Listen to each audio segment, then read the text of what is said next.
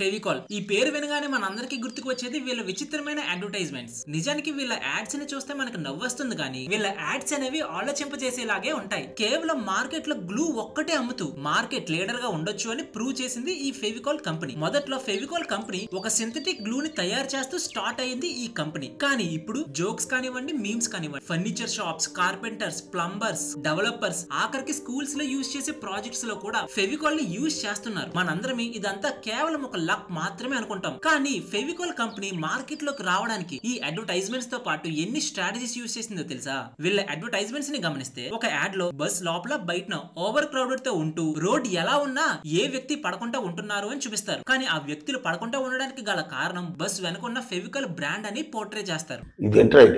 మరొక యాడ్ లో టీవీ పైన ఉన్న ఫెవికాల్ కారణంగా మూవీలో ఉన్న హీరో వేలాడుతున్నాడని, టీవీ పైన ఉన్న ఫెవికాల్ ని ఎప్పుడైతే తీస్తారో హీరో పడిపోతున్నట్లుగా అడ్వర్టైజ్మెంట్ లో చూపిస్తారు. ఆఖరికి ఈ యాడ్ చూడండి, గుడ్డు పగలట్లేదని కోడి వైపు చూస్తే ఆ కోడి ఫెవికాల్ డబ్బాలో ఉన్న ఫుడ్ ని తినడం కారణంగా ఆ గుడ్డు అనేది అంత స్ట్రాంగ్ గా ఉందని పోర్ట్రే చేస్తున్నారు. ఈ యాడ్స్ చూస్తే మనకి నవ్వొస్తుంది కదా, కానీ మనందరినీ ఏదో ఒక విధంగా వీళ్ళ యాడ్స్ అనేవి ఆలోచింపజేసేలాగే ఉంటాయి. ఒక సాధారణమైన చిన్న ప్యూన్ జాబ్ చేస్తున్న ఒక వ్యక్తి ఈ సామ్రాజ్యాన్ని స్థాపించారంటే మీరు నమ్ముతారా? అతనే బల్వన్ పారేఖ్. బల్వన్ పారేఖ్ గారు కంపెనీని స్టార్ట్ చేసేటప్పుడు మార్కెట్ లో ఎటువంటి కాంపిటీషన్ లేదు. అయినప్పటికీ ఆ రోజుల్లో ఎవరు ఫెవికాల్ అనేది వాడేవారే కాదు. కానీ ఇప్పుడు కార్పెంటర్స్ అయినా, ప్లంబర్స్ అయినా, ఆఖరికి స్టూడెంట్స్ అయినా కూడా వీళ్ళ ప్రొడక్ట్ అనేది వాడుతున్నారు. మరి అలాంటి ఈ కంపెనీ ఎలా స్టార్ట్ చేసి మార్కెట్ లో మొదటి స్థానంలో ఉన్నారో తెలుసుకుందాం పదండి. ఈ వీడియో అయితే చాలా ఇన్ఫర్మేటివ్ ఉంటుంది. ఈ వీడియోని ఖచ్చితంగా లైక్ చేసి మన ఛానల్ ని సబ్స్క్రైబ్ చేయడం మర్చిపోకండి. బల్వంత్ పారేఖ్ గారి చదువు అయిన తర్వాత వాళ్ళ ఇంట్లో పరిస్థితులు చూసి ఏదో ఒక జాబ్ చెయ్యాలి అని ఫర్నిచర్ ఐటమ్స్ కి యూజ్ అయ్యే చెక్కల్ని స్టోర్ చేసే కంపెనీలో ఒక ప్యూన్ గా జాయిన్ అయ్యారు. ఆ సమయంలో తను మార్కెట్ లో ఒక చిన్న గ్యాప్ ని చూసారు. అండ్ అది ఫ్యూచర్ లో వుడ్ ఇండస్ట్రీలో చాలా డిమాండ్ ఉంటుంది అని గమనించారు. అదేంటంటే ఆ రోజుల్లో ఫర్నిచర్ చేస్తున్న వుడ్ ని అంటించడానికి రెండు ఆప్షన్స్ ఉండేవి. మొదటిది ఫారెన్ నుంచి ఇంపోర్ట్ అయ్యే ఎక్స్పెన్సివ్ గ్లూ ని వాడడం, లేదా యానిమల్ బోన్స్, ఫ్యాట్స్, స్కిన్ ని మరిగించి ఒక గ్లూ గా తయారు చేసి వాడడం. ఇది చూసిన బల్వంత్ పారేఖ్ గారు మొదటిది ఎక్స్పెన్సివ్ గ్లూ అవడం కారణంగా ఎవరు వాడేవారు కాదు. రెండో ఆప్షన్ ఏదైతే యానిమల్ బోన్స్ తో తయారు చేసే గ్లూ ఉందో దానిని ఎక్కువగా వాడేవారు. దీనిని చూసిన బల్వంత్ పారేఖ్ గారు నేను ఎందుకు ఈజీగా యూజ్ చేసే గ్లూ ని తయారు చేయకూడదు అని ఆలోచన వచ్చింది. కానీ ఆ సమయంలో అతనికి తెలుసు ఒక సింథటిక్ గ్లూ ని తయారు చేయాలి అంటే చాలా రీసెర్చ్ తో పాటు మ్యానుఫ్యాక్చరింగ్ యూనిట్ కోసం చాలా డబ్బులు కావాలి అని తెలుసు. అదే సమయంలో 1954లో బల్వన్ పారేఖ్ గారు జర్మనీలో ఉన్న ఒక కెమికల్ కంపెనీకి వెళ్ళినప్పుడు అక్కడ వాళ్ళు తయారు చేసే ఒక స్పెషల్ గ్లూ ని చూశారు. అదే మోవికాల్. దాన్ని ఎటువంటి హీట్ లేదా కుక్ చేయక్కర్లేదు, చాలా ఈజీగా యూజ్ చేసే విధంగా ఉండేది. అలా 1954లో బల్వన్ పారేఖ్ గారు జర్మనీలో చూసిన ఏదైతే మోవికాల్ ఉందో దానిని చూసి ఇన్స్పైర్ అయ్యి ఫెవికాల్ ని తయారు చేయాలి అని అనుకున్నారు. ఫైనల్ గా 1959లో ఫెవికాల్ ని లాంచ్ చేశారు. లాంచ్ అయితే చేశారు కానీ మొదట్లో వాళ్ళ ప్రొడక్ట్స్ ని ఎవ్వరు కొనేవాళ్ళు కాదు. దీనిని గమనించిన బల్వన్ పారేఖ్ గారు ప్రజల మనసుల్లోకి వాళ్ళ ప్రొడక్ట్స్ ని తీసుకువెళ్ళాలి అంటే చాలా స్ట్రాటజీస్ యూజ్ చేయాలి అని తెలుసుకున్నారు. ఫస్ట్ లో అసలు ఈ ఫర్నిచర్ ఇండస్ట్రీ ఏదైతే ఉందో వాళ్ళకి ఈ ఫెవికాల్ యొక్క ఇంపార్టెన్స్ ఎక్స్ప్లెయిన్ చేయాలి అని అనుకున్నారు. ఆ రోజు నుంచి వాళ్ళు చేస్తున్న ప్రతి అడుగు ఫెవికాల్ కంపెనీ సక్సెస్ దగ్గరికి వెళ్లారు. ముఖ్యంగా ఈ కంపెనీ ఇంత సక్సెస్ అవడానికి గల కారణం అడ్వర్టైజ్మెంట్స్ తో పాటు వీళ్ళ స్ట్రాటజీస్ అని కూడా చెప్పాను కదా. ఆ స్ట్రాటజీ పేరే అనఫ్స్ మ్యాట్రిక్స్ స్ట్రాటజీ. ఇందులో market penetration, product development, market diversification అని చాలా ఉంటాయి. దీనిని మీకు చాలా సింపుల్ గా అర్థమయ్యే విధంగా చెప్తాను వినండి. బల్వంత్ పారేఖ్ గారు ఫస్ట్ లో ఒక ఫెవికాల్ ని తయారు చేశారు అని అన్నాను కదా, దాన్నే మార్కెట్ పెనిట్రేషన్ అని అంటారు. అంటే ఆల్రెడీ ఏదైతే ఎగ్జిస్టింగ్ మార్కెట్ ఉందో అందులో ఎగ్జిస్టింగ్ ప్రొడక్ట్ ని తయారు చేయడాన్ని మార్కెట్ పెనిట్రేషన్ అని అంటారు. నేను ప్రీవియస్ గానే చెప్పాను ఆ రోజుల్లో ఒక ఫర్నిచర్ చేయాలి అంటే గ్లూ ని యూజ్ చేసేవాళ్ళని. కానీ ఆ గ్లూ లో 2 టైప్స్ ఉంటాయని చెప్పాను కదా. ఎక్స్పెన్సివ్ గ్లూ ఏదైతే ఉందో అది ఏ కార్పెంటర్ వాడేవాడు కాదు. కేవలం యానిమల్స్ నుంచి ఎక్స్ట్రాక్ట్ అయ్యే గ్లూ ని మాత్రమే వాడేవారు కదా. దానిని అదనంగా తీసుకొని బల్వన్ పారేఖ్ గారు ఈ ఫెవికాల్ యొక్క ఇంపార్టెన్స్ ప్రతి కార్పెంటర్ కి ఎక్స్ప్లెయిన్ చేయాలి అని ఎగ్జిస్టింగ్ మార్కెట్ లో ఎగ్జిస్టింగ్ ప్రొడక్ట్ ని లాంచ్ చేసి నార్మల్ గా ఏదైనా ప్రొడక్ట్ ని సెల్ చేయాలి అంటే కంపెనీకి కస్టమర్ కి మధ్యలో ఒక డీలర్ ఉంటాడు. కానీ ఈ ఫెవికాల్ లో అలా కాదు. ఒక ప్రొడక్ట్ ని తయారు చేసి అది డైరెక్ట్ గా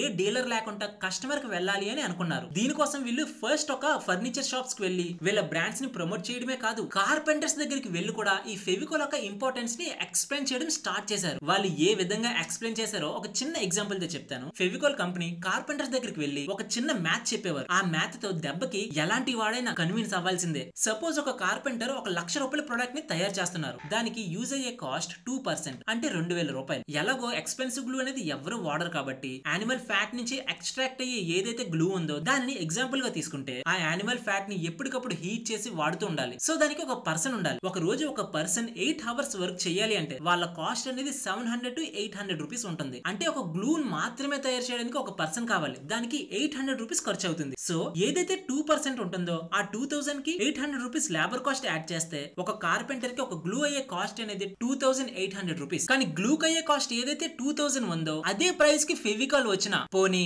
50 to 100 రూపీస్ ఎక్కువైనా కూడా ఫెవికాల్ ప్రైస్ అనేది 2100 వేసుకున్నా ఈ యానిమల్ ఫ్యాట్ నుంచి ఏదైతే ఎక్స్ట్రాక్ట్ చేస్తున్నామో దానికంటే 700 రూపీస్ ప్రాఫిట్ లోనే ఉంటాం. వీళ్ళు తెలివిగా వీళ్ళ ప్రొడక్ట్స్ ని కార్పెంటర్స్ తెలియకుండానే ప్రమోట్ చేస్తూ వీళ్ళ ప్రొడక్ట్స్ ని యూజ్ చేసే విధంగా చేసేవాళ్ళు. చెప్పడం మర్చిపోయాను, ఈ ఫెవికాల్ కంపెనీ యొక్క పేరెంట్ కంపెనీ పిడిలైట్. ఈ పిడిలైట్ కంపెనీ అనేది కార్పెంటర్స్ తో చాలా క్లోజ్ గా ఉండేది. మీరు ఒకటి గమనించారా, 1950s లో ఎటువంటి టెక్నాలజీ లేకపోయినా వాళ్ళ లోగో అనేది ఎంత అద్భుతంగా తయారు చేశారు అని. వీళ్ళ లోగో పైన 2 ఎలిఫెంట్స్ అనేవి ఆపోజిట్ సైడ్స్ తో ఉంటుంది. దీన్ని బట్టి ఫెవికాల్ యొక్క స్ట్రెంగ్త్ ని చాలా బాగా రిప్రజెంట్ చేశారు. ఇలా ఈ ఫెవికాల్ పేరెంట్ కంపెనీ అయిన పిడిలైట్ కంపెనీ కార్పెంటర్స్ తో చాలా మంచి రిలేషన్షిప్ మెయింటైన్ చేస్తూ కేవలం వీళ్ళు ఫెవికాల్ ఒక్కటే ప్రమోట్ చేసే వాళ్ళు కాదు, మార్కెట్ లో ఉన్న కొత్త ఫర్నిచర్ ప్రొడక్ట్స్ కానివ్వండి, కొన్ని ఆర్టికల్ బుక్స్ కానివ్వండి, ఇలా రకరకాలుగా పబ్లిష్ చేస్తూ కార్పెంటర్స్ కి ఒక అవేర్నెస్ క్రియేట్ చేస్తూ వాటిల్లో ఫెవికాల్ ఒక ఇంపార్టెన్స్ చెప్తూ వీళ్ళు తెలివిగా మార్కెటింగ్ చేసుకునే వాళ్ళు. 1989 లో పిడిలైట్ కంపెనీ ఒక ఫర్నిచర్ బుక్ ని పబ్లిష్ చేసింది. ఆ రోజుల్లో మన దేశంలో ఎవరైతే కార్పెంటర్స్ ఉంటారో వాళ్ళకి ఏ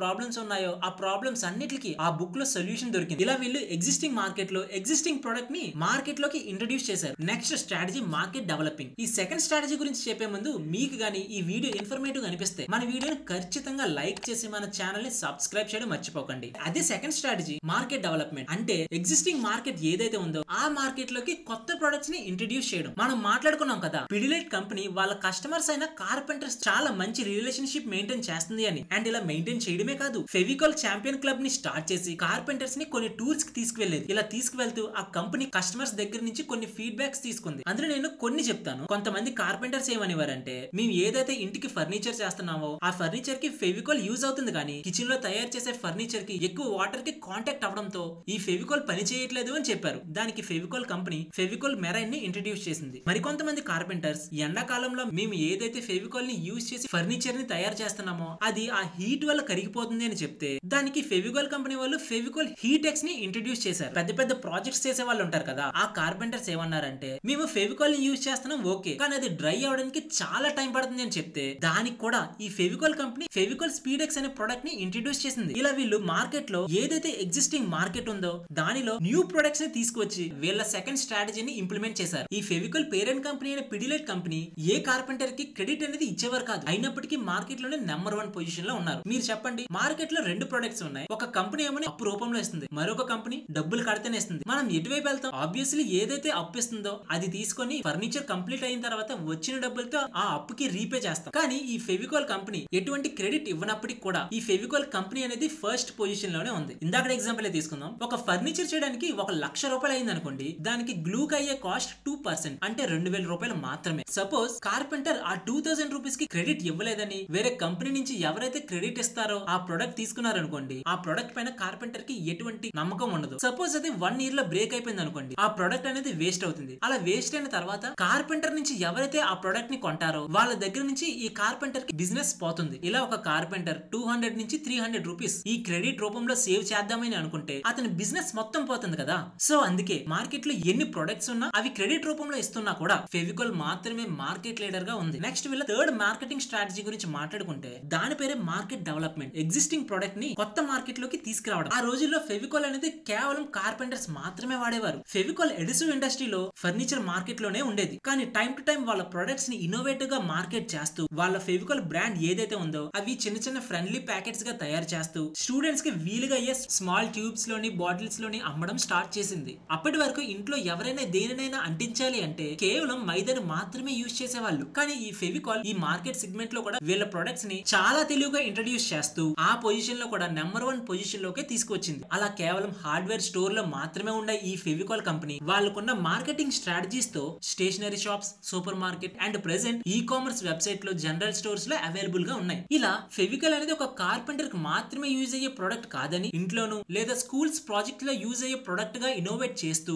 వీళ్ళ మార్కెట్ ని డెవలప్ చేసుకున్నారు. And last final strategy new market లోకి న్యూ ప్రొడక్ట్స్ ని తీసుకురావడం. ఈ 3 స్ట్రాటజీస్ లో వీళ్ళు ఎంత ఎదగాలో అంత ఎదిగారు. ఇప్పుడు వీళ్ళు కొత్త ప్రొడక్ట్స్ ని కొత్త మార్కెట్ లోకి తీసుకురావడానికి స్టార్ట్ అయ్యారు. మోర్ ఓవర్ పిడిలైట్ కంపెనీ అనేది ఎడెసివ్ బిజినెస్ ఒక్కటి తయారు చేసేది కదా, కానీ వీళ్ళు కొత్త ప్రొడక్ట్స్ ని ఇంట్రడ్యూస్ చేస్తూ కొత్త మార్కెట్ లోకి వెళ్ళాలి అని అనుకున్నారు. ఈ విధంగా కొత్త మార్కెట్ లోకి రావాలి అని వీళ్ళు చాలా ప్రొడక్ట్స్ తయారు చేశారు. For example water proofing solution కి డాక్టర్ ఫిక్సిట్, ప్లంబింగ్ వర్క్స్ కి ఎంసిల్, కన్స్ట్రక్షన్ కెమికల్ కి రూఫ్, కన్స్ట్రక్షన్ సొల్యూషన్ కి న్యూరోఫిక్స్, ఇన్సులేషన్ టేప్ లేదా ఎలక్ట్రిక్ టేప్ కి seal grip, car and bike polish కి మోటోమాక్స్. ఇలా కొత్త మార్కెట్ లోకి వివిధ కొత్త ప్రొడక్ట్స్ ని తీసుకువస్తూ ఆ మార్కెట్ లో కూడా వీళ్ళు నెంబర్ 1 పొజిషన్ కి ఎదిగారు. ఇలా ఫెవికాల్ కేవలం అడెసివ్ బిజినెస్ లో మాత్రమే కాకుండా వీళ్ళ బిజినెస్ ని టైం టు టైం డైవర్సిఫై చేసుకుంటూ ప్రతిసారి ఏదో ఒక కొత్త ప్రొడక్ట్ ని తీసుకువస్తూనే ఉంది. ఒక కార్పెంటర్ కి మాత్రమే యూజ్ అయ్యే గ్లూ తో స్టార్ట్ చేసిన ఈ కంపెనీ ఈ రోజు ఒక పెద్ద బ్రాండ్ ని తయారు చేసి ఎంటైర్ గ్లోబల్ లో బిజినెస్ చేస్తుంది. పిడిలైట్ కంపెనీ ప్రతిసారి మార్కెట్ లోకి ఏదో ఒక ఇన్నోవేటివ్ ప్రొడక్ట్స్ ని తీసుకువస్తూ ప్రతి ఇండస్ట్రీ సెక్టార్ లోని గ్రో అవుతూనే ఉంది.